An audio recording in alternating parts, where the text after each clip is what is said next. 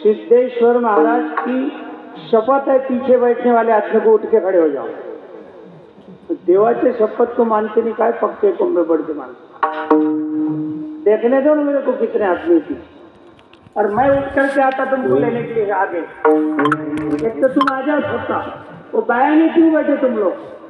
आ जाओ इधर, आगे मेरे पास बहुत जगह, आ जाओ।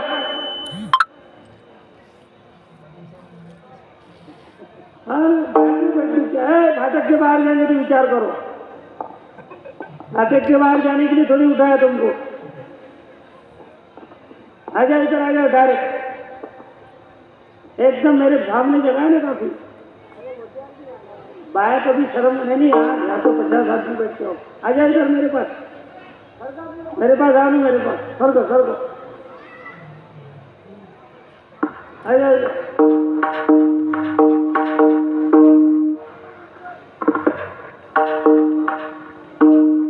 इधर वाले सामने आ जाओ, उधर कोई आदमी मत रो पाए।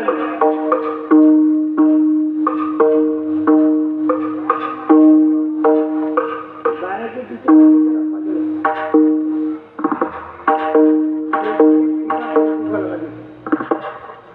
तुमको अच्छा कर दो, अगरबत्ती दूर रखना बेटा।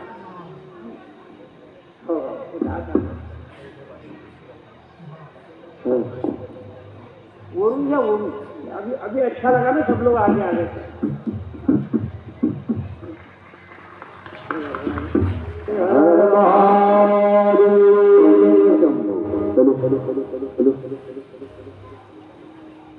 मेरे को भी ढाका है ना, वो मेरे पीछे 2 डंडे वाले खड़े हैं, कहीं गलत बोल दिया तो पता नहीं क्या होगा।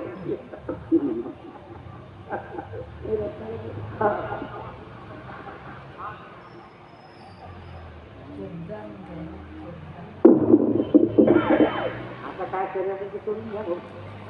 हा करा, गाडी वाले को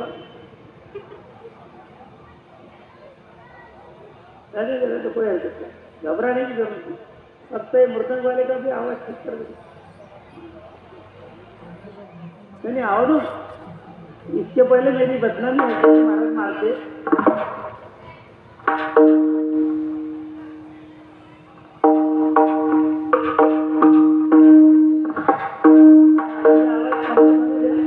कम कर दिया था तो जो खोया करना था उनके हाथ में। कीर्तन करते कीर्तन अगर गिराना है तो जो गायक लोग रहते ना, 1 घंटा की चाल बोलते थे, हो गया कीर्तन का फेल। ऐसे प्रवचन वाले का, माइक वाले के हाथ में ऐसे बटन घुमा देंगे, इसका ही थोड़ी क्या किया जाए। पहला दिन है, आनंद है, बहुत सुंदर मंडप दिया तुमने गाँव वालों ने। अब जरा ठीक लग रहा है, नहीं तो चौकड़ा पड़ा हुआ,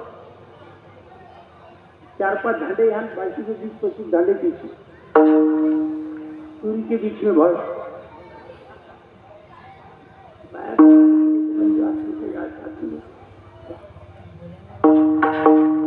भगवान शंकर के मंदिर में हम लोग दर्शन के लिए जाते हैं। शिव पुराण की कथा है तो भगवान शिव जी के ऊपर बोलेंगे थोड़ा सा। फायदा ऐसा है, पहले मंदिर में जाने से पहले घंटा बजाना पड़ता है। कोई भी मंदिर में जाओ तो पहले घंटा ही बजाना, और घंटा बाहर टंगा हुआ अंदर नहीं चाहिए। घंटा बजाने का क्या मतलब? भगवान को जागरूक करना है क्या?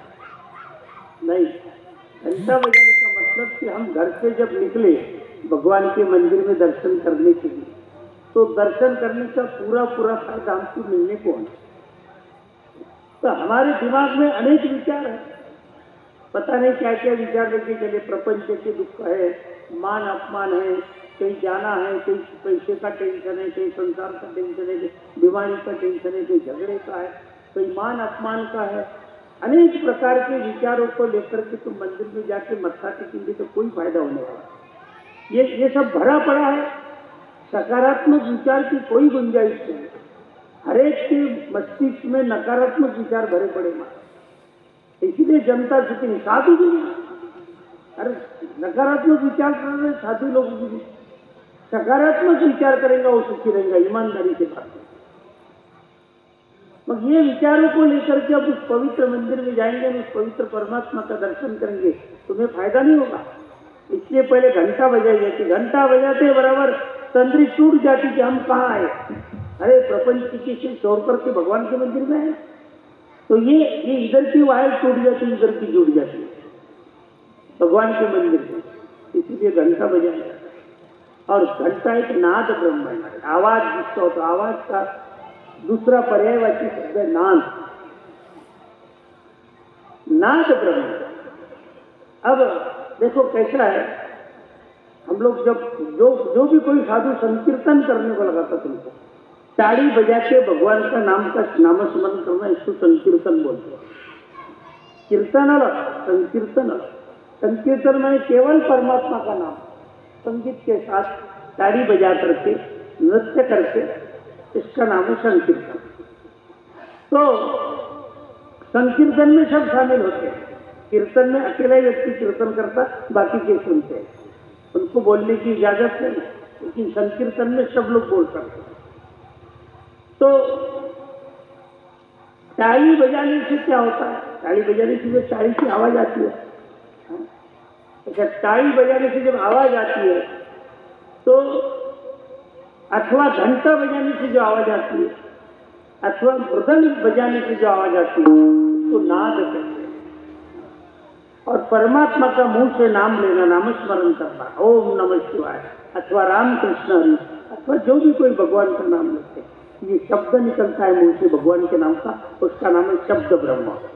तो नाद ब्रह्म और शब्द ब्रह्म दोनों मिल जाते तब पर ब्रह्म की प्राप्ति होती है। लावोनी मृदंग लावोनी